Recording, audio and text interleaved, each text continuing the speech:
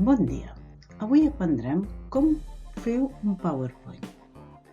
Nosaltres obrirem el PowerPoint des de la barra d'inici. Escriurem PowerPoint, hi farem un clic i ens sortirà. Ens sortirà per poder escollir quin tipus de diapositiva treballem. No parlem de fulles, sinó que parlem de diapositives. I escollirem la que ens agradi més.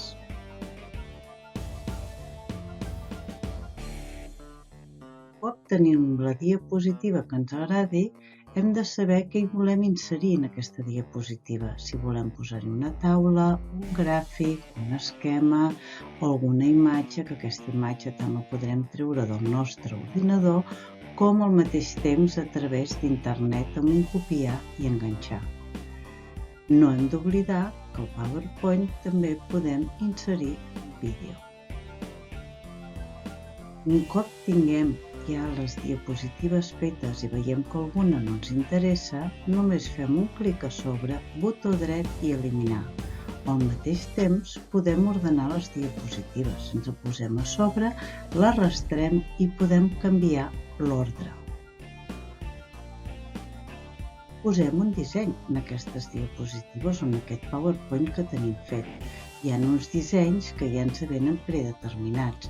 Els escollim i veureu que us canvia tots els models de tota la diapositiva. Una altra manera, amb un altre nivell més avançat, també podem escollir diferents models per diapositives diferents. Transicions. Les transicions són aquells moviments en què volem que nosaltres passin les diapositives. Són els famosos anomenats barrido o cortines, i el que fa és que quan passa una diapositiva a una altra, fa aquest moviment.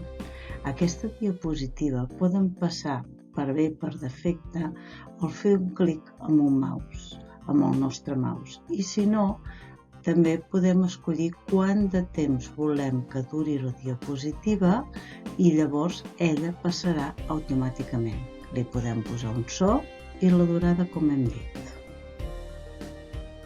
Per posar música.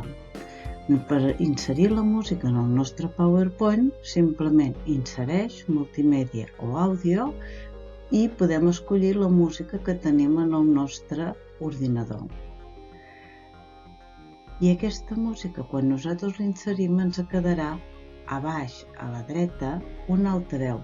Perquè no se vegi tant aquest altaveu, el podem fer ben petit, i així sonarà la música, però no es veurà l'altaveu.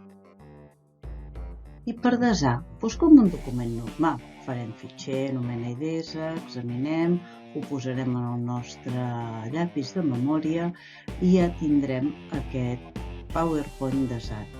Un cop estigui desat, si diguem, m'agradaria en vídeo, fem els mateixos passos, fitxer, nomena idees, examinar, i l'únic és que hem d'anar a tipo i escollim el que diu vídeo MP4 i ens quedarà el PowerPoint en format de vídeo.